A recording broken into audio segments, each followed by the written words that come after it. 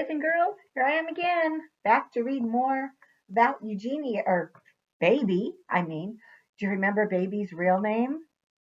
Lucille. So let's see. And she's still riding on that train, and she's met lots of different people, hasn't she? And now she's with the boy, George. So let's see what's going to happen next. Chapter 7. George said, I thought that this yellow jelly bean would taste like lemon, but it tastes like pear.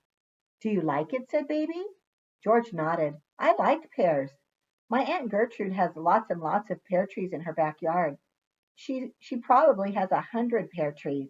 I am going to stay with my Aunt Gertrude, but I only agreed to go because of the pears. Baby nodded. Something terrible has happened, said George. Oh dear, said Baby. Something horrible, said George. Does it have to do with wolves? Said Baby. And then, to Baby's horror and dismay, George started crying.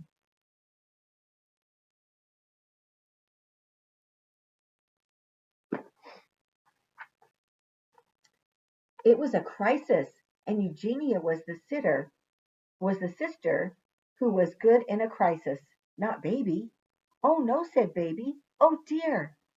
She emptied the jelly beans onto her lap and handed Sheila Marston's monogrammed handkerchief to George. Her hands were shaking. I am so afraid, said George. He clutched the handkerchief and he cried louder. Baby understood being afraid.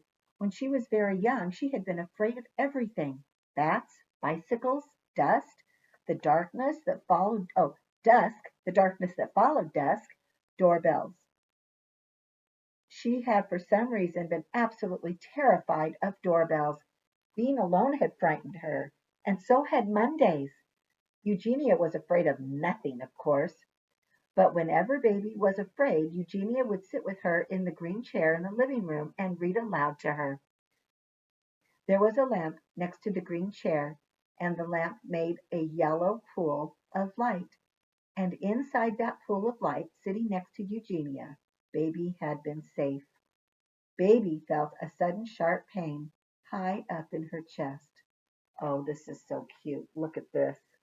Eugenia and Baby when they were just little girls, and Eugenia's taking care of Baby. I love that. She missed Eugenia. George hiccuped. He used Sheila's handkerchief to blow his nose. This handkerchief smells like jelly beans, he said. He took a deep breath and started to cry again. When I was a girl, I was afraid all the time, said Baby. And when I was particularly frightened, my older sister would read to me, and that always made me feel safe. Would you like to hear a story? George nodded. Yes, he said. But then Baby remembered that the only book she had was Inspector Spigot. Her heart fell. She did not think that this book was the kind of book that would cheer anybody up, but she supposed it would have to do. Baby opened the book. Page 1, Chapter 1, said Baby. George snuffled.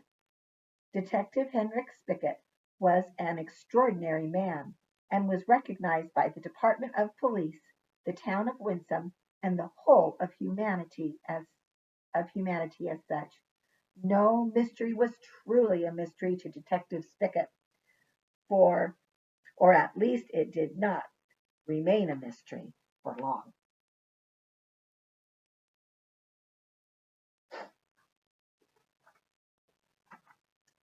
Detective Spigot lived alone in a green house on a high hill, and from where he could see, the whole of Winsome spread out below him. The detective watched the people of the town from up high on his hill. He waited. Baby paused. George blew his nose into the handkerchief. Detective Spigot is smug, Baby thought. I do not care for him. George took a great gulp of air and held it in, and then let it go in a whoosh. Aren't you going to read? He said. Yes, said Baby, but I was reading the wrong story. It wasn't much good, said George. Now look at George. He looks a little grumpy. I guess he does not like this story, does he? I know, said Baby. I will read the right story now. Good, said George. Baby cleared her throat. She flipped to the middle of the book. She held Detective Spicket book up in front of her. Chapter 1, she said. Once upon a time there was a king. The king was wise and good, but he was lonely, and sometimes late at night he would stand in his garden and watch as stars fell through the night sky, chasing each other. The king was certain that he could hear music, the sound of the stars calling out to each other in the darkness. The music comforted the king. Baby paused. The words she was reading weren't on the page at all. She, Lucille Abigail Eleanor Lincoln, was making them up. Keep going, said George, and Baby did.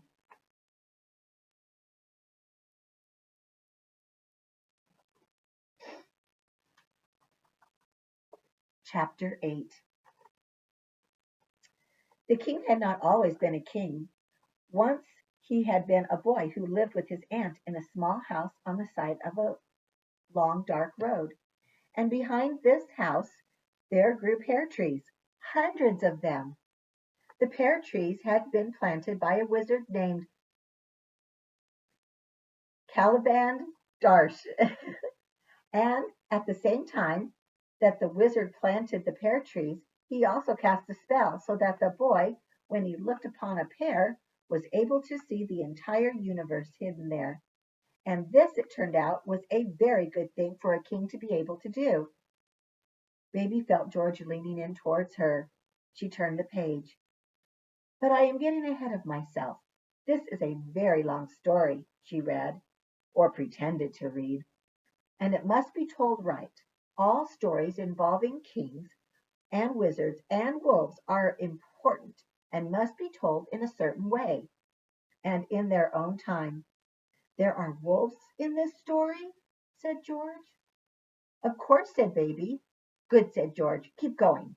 Baby read on. The words of the story came to her without her thinking too much about what they should be.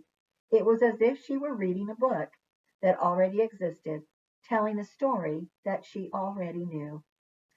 As she read, George leaned in closer and closer until, finally, he was leaning right up against her. He was warm. He smelled like peanut butter and construction paper. The wolves obeyed no man, of course, said Baby, but they would sit and listen to the king.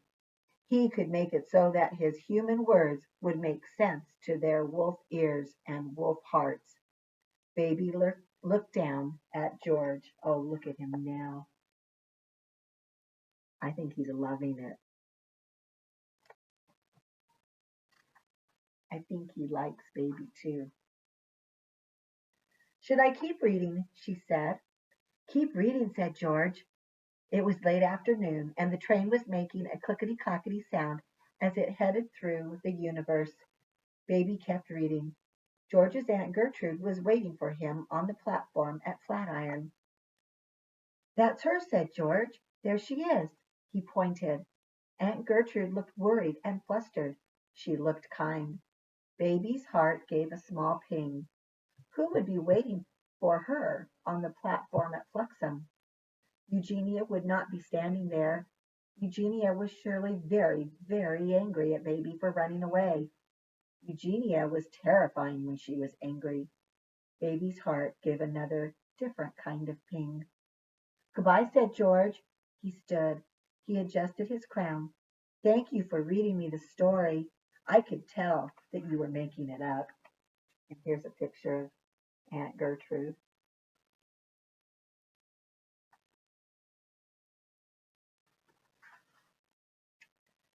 You could, said Baby.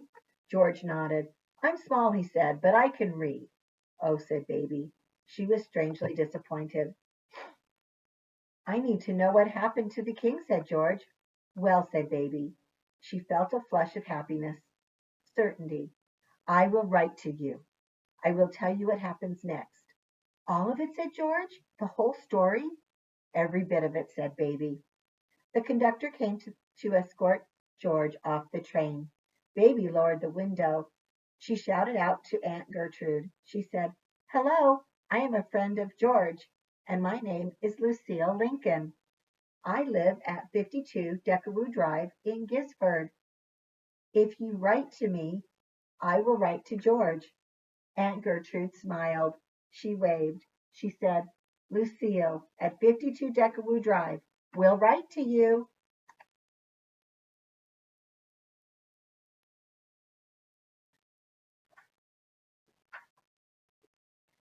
And then George was on the platform. Aunt Gertrude hugged him. She enveloped him. The train started to move. Aunt Gertrude and George waved at Baby, and Baby waved back. "Goodbye, Lucille," shouted George. His golden paper crown glinted in the last of the evening light. Baby leaned back to her seat and closed her eyes. She thought about the house on Deckaroo Drive, and the way the sun shone on the kitchen table in the early morning, and again from a different angle in the late afternoon. She thought about Eugenia sitting at the table. Baby's heart clenched. She wanted to go home.